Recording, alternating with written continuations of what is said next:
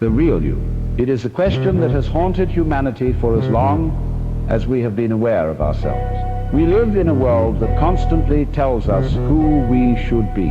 There are signs, there are rules, there are expectations, an endless invisible script that tells us how to act, what to desire, and who to admire.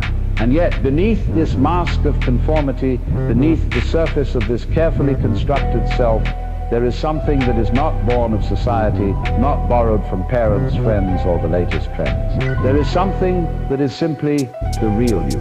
We have been taught to believe that the self is a fixed entity, a kind of small, separate ego floating like a lonely ship in a vast ocean. We speak of our identity as though it is a possession, a thing that can be defended, improved, or lost. We cling to our name, our job, our achievements, as if they define the essence of who we are. Yet, when we pause and look closely, we realize that these are merely the outer garments of identity.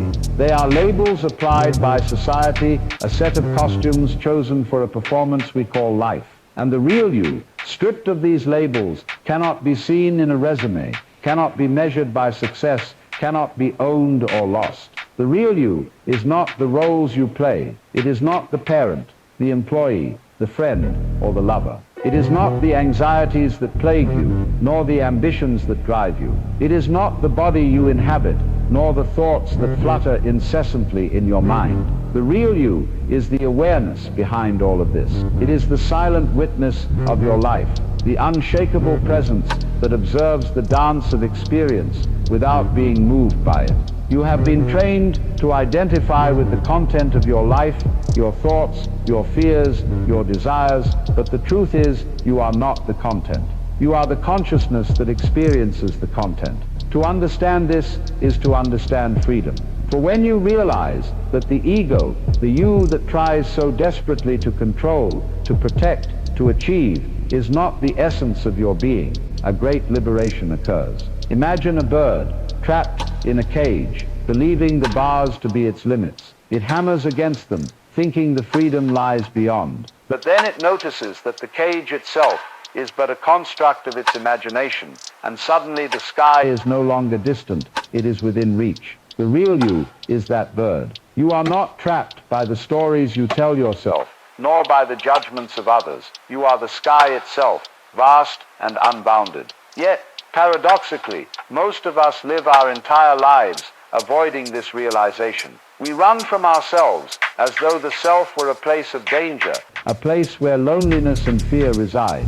We pile distractions upon distractions, work, entertainment, social media, busyness, to avoid the stillness where the real self quietly waits. And in this avoidance, life slips through our fingers. We miss the subtle beauty of being, the exquisite flow of the present moment. The real you is always here, always now, yet we seek it in the distant future, in achievements, in recognition, in approval, in love from others.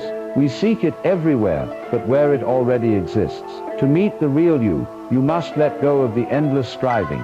You must stop the constant desire to be someone else or someone more than who you are. This is not resignation, it is recognition. It is seeing that life in all its glory and chaos is already sufficient.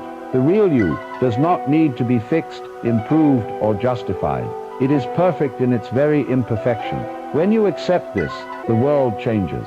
You move through it, not with tension or fear, but with curiosity, with wonder, with a sense of play. The universe is no longer something to conquer, but a dance in which you are already participating.